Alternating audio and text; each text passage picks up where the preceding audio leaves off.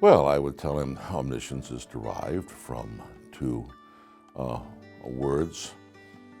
I think they're Latin words now that I think about it. Omni, all, and science, knowledge. So the fact that God is omniscient means, little Johnny, that God knows everything. And here's some important things to know about omniscience, Johnny. One of the things is that the greatest thing about God's omniscience is that he knows himself. God's infinite and eternal, and yet God knows everything about himself. God is not in the process of finding out who he is. God knows who he is. He's always known who he is. The other thing, Johnny, is that you have to understand that God not only knows what is, God knows what will be.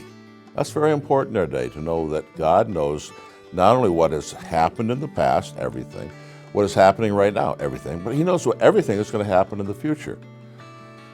How can God know everything that happens in the future? Well, because he has planned everything that's going to happen in the future.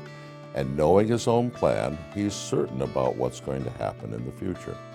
And so I think those are really important things to tell an 8-year-old about the omniscience of God. I think it should influence his life in terms of the proverb that says, "The eyes of the Lord are in every place, beholding the evil and the good." So God knows everything you do, Johnny. It's not just that he knows what you do in front of your parents. He knows what you do behind their back and in your bedroom and when you're playing and wherever you are. God sees you, and God knows exactly what you're doing, and the eyes of the Lord are evaluating you in terms of his holy character. So I think one of the most important things to know for little Johnny to know is that God knows him and everything he does, and the eyes of the Lord see him wherever he is.